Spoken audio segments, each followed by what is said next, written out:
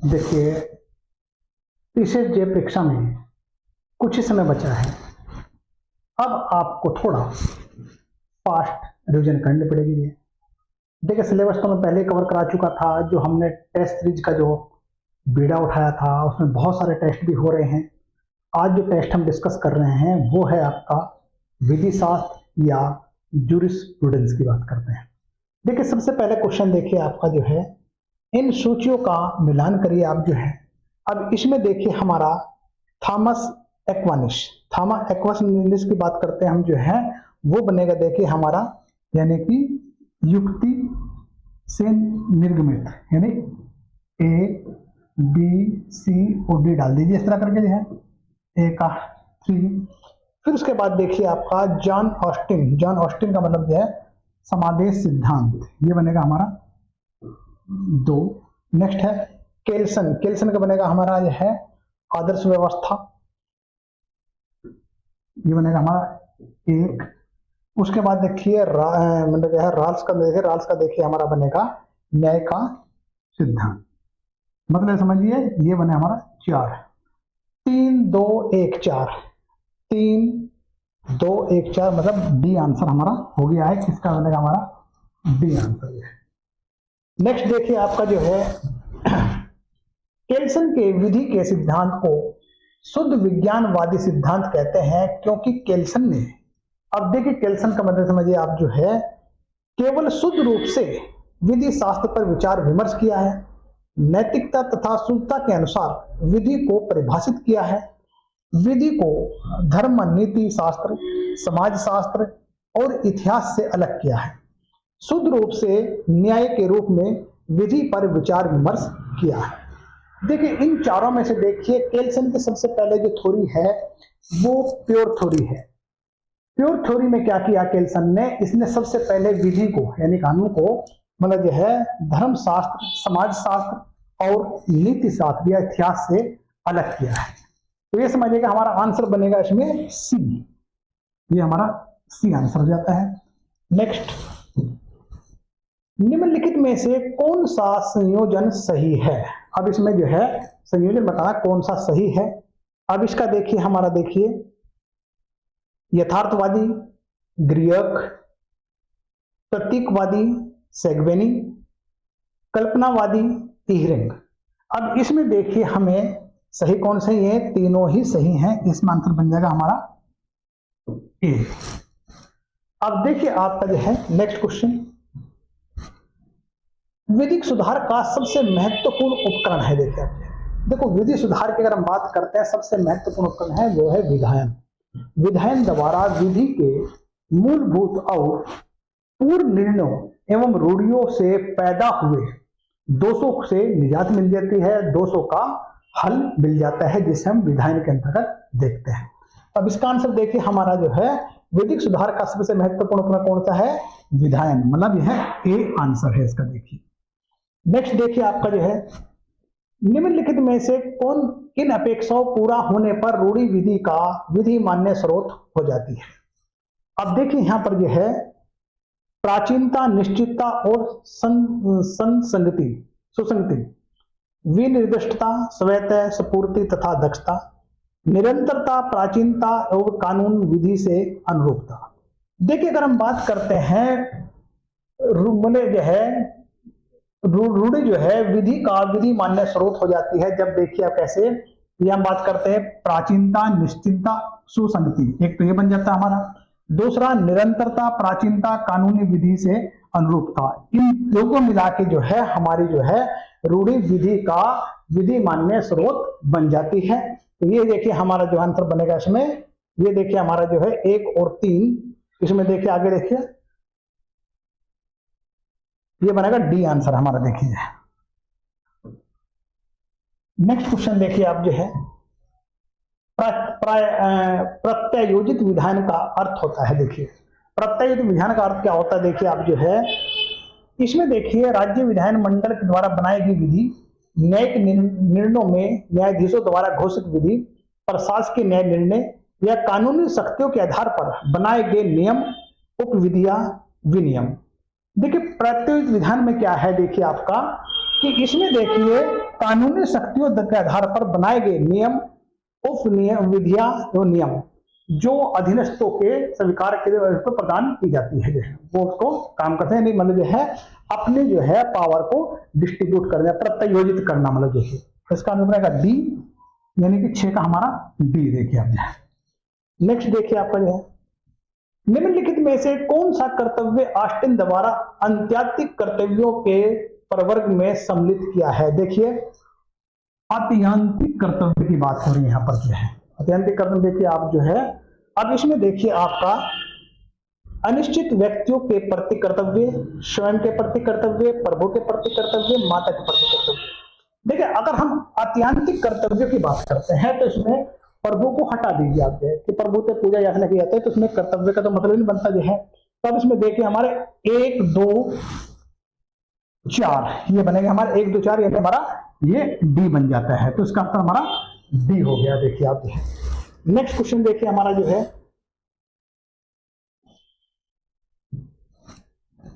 निम्नलिखित में से कौन संयोजन सही है, निगमित व्यक्ति का सिद्धांत या फिर सिद्धांत के प्रतीक। देखिए आप जो है अब इसमें देखिए हमारा जो है यथार्थवादी ग्रीक नहीं है, रॉन्ग है। प्रतीकवादी ये हमारा सेगमेनी नहीं। कल्पनावादी ईरिंग, देखिए इसमें बनेगा कल्पनावादी ईरिंग सही है, ये नहीं हमारा आंसर इसका डी हो जाता है। नेक्स्ट देखिए आप जो है लोक विधि और प्राइवेट विधि में कोई भिन्नता नहीं है, यह कथन किसका है। मतलब देखिए वो कह रहा है कि लोक विधि और प्राइवेट विधि में कोई भिन्नता नहीं है, ये कौन कह रहा है इस बात को। देखिए अब इसमें देखिए आपका जो है इसके मेरे सिद्धांत जो दिया है कथन जो है वो है इहरलिच का, यानी डी आंसर बन जाता है हमारा। नेक्स्ट देखिए हमारा देखिए इहरिंग ने सामाजिक उपयोगितावाद का सिद्धांत प्रतिपादित किया जिसके अनुसार देखिए आप जो है अब इसमें देखिए हमारा अधिकतम लोगों का अधिकतम सुख मिलना चाहिए, विधि वस्तु के सार वस्तु सदैव विधि के सामाजिक तथ्यों पर आधारित है, समाज के प्रतियोगी हितों के बीच संतुलन किया जा सके। देखिए अगर हम इहरिंग का सामाजिक उपयोगितावाद का सिद्धांत का बात करते हैं तो वो क्या कहता है, वो समाज के प्रतियोगी हितों के बीच एक संतुलन होना चाहिए, एक बैलेंस की बात करता है तो इसका आंसर हमारा देखिए बनेगा वो बनेगा सी।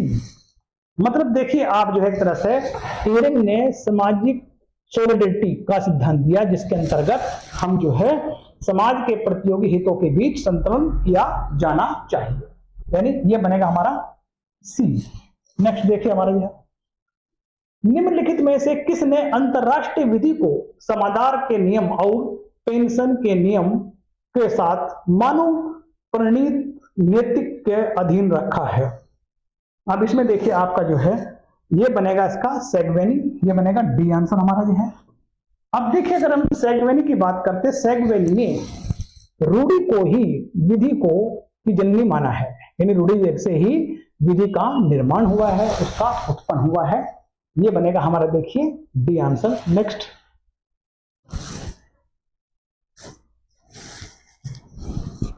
निम्नलिखित में से किस शाखा के विधिवेताओं ने रूढ़ी को विधि के अन्य स्रोतों की अपेक्षा अधिक महत्व दिया है। देखिए इसमें देखिए आपका जो है ये बनेगा देखिए आपका इतिहासवादी शाखा, यानी इतिहासवादी शाखा के विधिवेताओं ने रूढ़ी को विधि के अन्य स्रोतों की अपेक्षा अधिक महत्व दिया है, ये बनेगा बी आंसर दिया हमारा यह। नेक्स्ट देखिए आप जो है विश्लेषण शाखा के विधिवेताओं के अनुसार, अब विश्लेषण की बात करते हैं हम जो है उसके अनुसार रूढ़ी संप्रभु से मान्यता पाकर ही विधि बनती है, कभी रूढ़ी कभी विधि नहीं बनती है, रूढ़ी अपने प्रारंभ से ही विधि है, मान्यता दिए जाने पर ही रूढ़ी केवल मानव परिणीत नैतिकता है। यानी देखिए विश्लेषण शाखा के विधिवेता क्या कहते हैं कि मान्यता दिए जाने पर ही रूढ़ी केवल मानव परिणीत नैतिकता है, इसका मतलब डी आंसर है हमारा, ये बन जाएगा हमारा डी आंसर। देखिए नेक्स्ट देखिए आपका जो है निम्नलिखित में से किसने विधि के स्रोतों को प्रारूपी स्रोत के सामग्री स्रोत में विभाजित किया है। अब देखिए इसमें जो है ये देखिए आपका ये सामंड की बात करें, सामंड ने जो है विधि के स्रोतों को प्रारूपी स्रोत और सामग्री स्रोतों में विभाजित किया है, ये बनेगा सामंड, मतलब डी आंसर है हमारा। देखिए नेक्स्ट देखिए हमारा जो है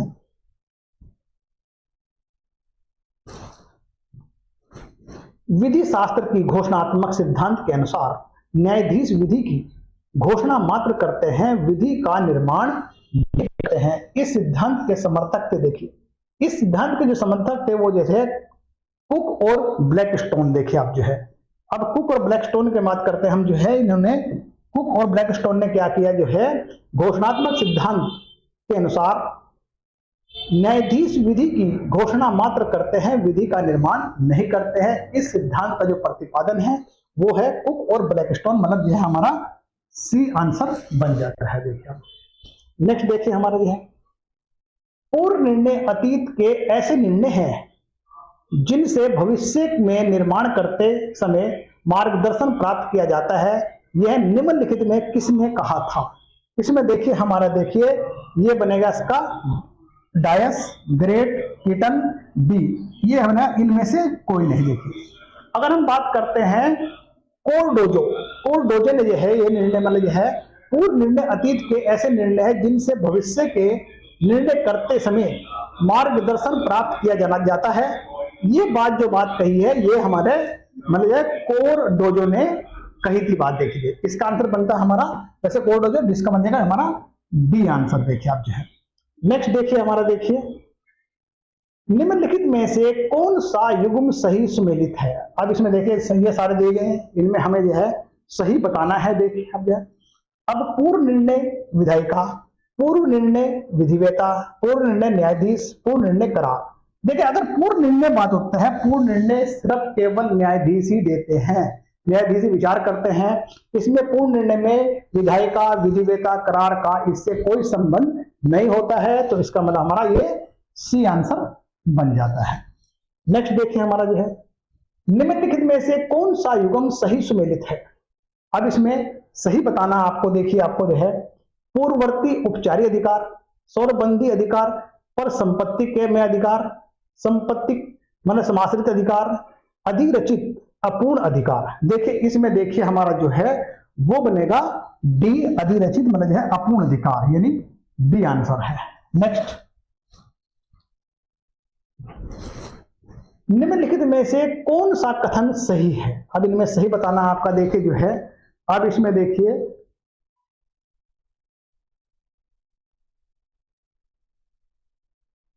स्वामित्व का कब्जे से कोई संबंध नहीं है, स्वामित्व और कब्जे के अधिकार को विलग नहीं किया जा सकता, या फिर कह सकते हैं हम स्वामित्व में उपयोग और अधिकार अंतर्वलित नहीं है, स्वामित्व का व्ययन अधिकार से कोई संबंध नहीं है। देखिए इसमें संबंध है, स्वामित्व को उपयोग का अधिकार अंतर्वलित नहीं, अंतर्वलित है। देखिए इसलिए देखिए हमारा, देखिए इसमें आंसर बनेगा स्वामित्व और कब्जे को के अधिकार को विलग नहीं किया जाता, अलग नहीं किया जाता। क्यों? दोनों ये एक दूसरे के पूरक हैं। अब इसका आंसर बनेगा हमारा बी आंसर जो है, 19 का हमारा बी आंसर। नेक्स्ट देखिए आपका जो है, निम्नलिखित में से कौन सा कथन सही है? अब इसमें सही बताना हमें, देखिए अब जो है स्वामित्व के अंतरण की अपेक्षा कब्जे का अंतरण अधिक तकनीकी है। नहीं, ऐसा नहीं है। स्वामित्व के अधिकार की अपेक्षा कब्जे का अधिकार श्रेष्ठ है। ऐसा नहीं है। कब्जे के अधिकार को संपत्ति पर स्वामित्व रखने का अधिकार अंतर्वलित है। ऐसा नहीं है। कब्जे के अर्जन के लिए आश्य और भौतिक वस्तु आवश्यक है। देखिए इसमें बनेगा हमारा ये डी आंसर है, यानी कब्जे के अर्जन के लिए मतलब उसमें आश्य और भौतिक वस्तु का होना जरूरी है, तभी हमारा कब्जे का अर्जन होता है, यानी हमारा डी आंसर सही है। नेक्स्ट देखिए हमारा, देखिए अब जो है, निम्नलिखित में से किसको उपयोगितावाद का प्रतिपादन माना जाता है? यह हमारा उपयोगितावाद की बात हो रही है। उपयोगितावाद में देखिए हमारा जो है वो जो है हमारा बेंथम की बात करते हैं। बेंथम क्या करता है? देखिए हमारा जो है ये हमारा बी आंसर बनेगा। इसमें देखिए हमारा जो है बेंथम ने क्या किया? उपयोगितावाद के सिद्धांत का प्रतिपादन किया, जो दो बाद में पेन और प्लेजर थ्योरी पर भी चलता रहा। इसका मतलब देखिए हमारा जो आंसर है वो बनेगा हमारा बी, यानी कि मतलब बेंथम हमारा इसका आंसर बन जाएगा। देखिए हमारा जो है, नेक्स्ट देखिए हमारा जो है ये बनेगा हमारा रास्कोपाउंड ने सामाजिक इंजीनियरिंग के सिद्धांत का प्रतिपादन किया था, जिसका अर्थ होता है, बात हो रहा सामाजिक इंजीनियरिंग के सिद्धांत की बात हो रही है। अब इसमें देखिए हमारा जो है ये बनेगा, इसमें समाज में प्रतिस्पर्धा हितों का संतुलन। सामाजिक मतलब रास्कोपाउंड ने क्या किया, सामाजिक इंजीनियरिंग सिद्धांत के अंतर्गत कहा कि मतलब जो है समाज में प्रतिस्पर्धी हितों का संतुलन होना चाहिए। इसका मतलब हमारा बी आंसर बन जाता है, ये हमारा बी आंसर बन गया है। अब देखिए हमारा, देखिए नेक्स्ट क्वेश्चन देखिए आपका, निम्नलिखित कथनों पर विचार कीजिए। अब इसमें देखिए आपका जो है सभी समाजों में प्रारंभिक परंपराओं में विधि का एक साथ विकास हुआ है। सभी समाजों के विकास एक सा हुआ है, ये देखिए दोनों गलत है, ऐसा नहीं है। अगर सभी समाजों में प्रारंभिक प्रक्रमों में विधि का एक साथ विकास, एक सा नहीं है, सबके अपने डिफरेंट अलग अलग हिसाब के तहत, ये इसका रोंग हो जाता है। उसके बाद देखिए सभी समाजों का विकास एक सा हुआ, एक सा नहीं है, सबका अपना अलग हुआ, ये भी रोंग हो जाता है। आंसर बन जाता है हमारा ए, एक और दो दोनों गलत है, ये हमारा आंसर बन जाता है। नेक्स्ट देखिए हमारा जो है अधिरचित विधि के अधिरचित कहने का कारण यह है कि इसमें देखिए हमारा जो है यह ईश्वर द्वारा निर्मित है, यह सामूहिक प्रयास से निर्मित है, यह प्राधिकारवान व्यक्ति से द्वारा निर्मित है, उनका अनुसरण प्रत्येक व्यक्ति मानता है। देखिए अधिरचित विधि को अधिरचित कहने का कारण सिर्फ यह है कि यह प्राधिकारवान व्यक्तियों द्वारा निर्मित है, इसलिए हमारा इसका जो है ये सी बन जाता है, ये अधिरचित, देखिए आप जो है ये सी हो जाता है। नेक्स्ट देखिए हमारा कब्जे की संकल्पना एक महत्वपूर्ण तत्व है, अभिरक्षा जिसका अर्थ है, इसमें देखिए हमारा देखिए वस्तु से सीधा संपर्क, वस्तु का प्रभावी नियंत्रण, वस्तु को स्वामी के रूप में धारण करने का आशय, कब्जा धारण करने वाले का या फिर अन्य लोगों के हस्तक्षेप का अपवर्जन करने का आशय। देखिए कब्जे की संकल्पना का एक महत्वपूर्ण तत्व क्या है, कब्जा करने वाले का या फिर अन्य लोगों के हस्तक्षेप का अपवर्जन करने का आशय होना चाहिए, मतलब ये हमारा डी आंसर बन जाता है, ये हमारा डी। देखिए मैं आपसे डिस्कस किया, वैसे देखो क्वेश्चन बहुत सारे हैं बनते हैं जो है, पर हमें तो देखो चेक करना आपको जो है आपको कितनी नॉलेज है सीधी वाली। अब देखिए अगर हम देखो एक प्रयोग की बात करते हैं, प्रयोग में क्या है देखिए हम किसी भी चीज का सैंपल लेते हैं, सैंपल से अनुमान लगाते हैं हमारी तैयारी कितनी हो गई। अब इन क्वेश्चन में देखिए आपका क्या स्थिति बनती है, इससे आपको अपने लेवल का पता लग जाएगा। चलिए इतना ही, बाकी नेक्स्ट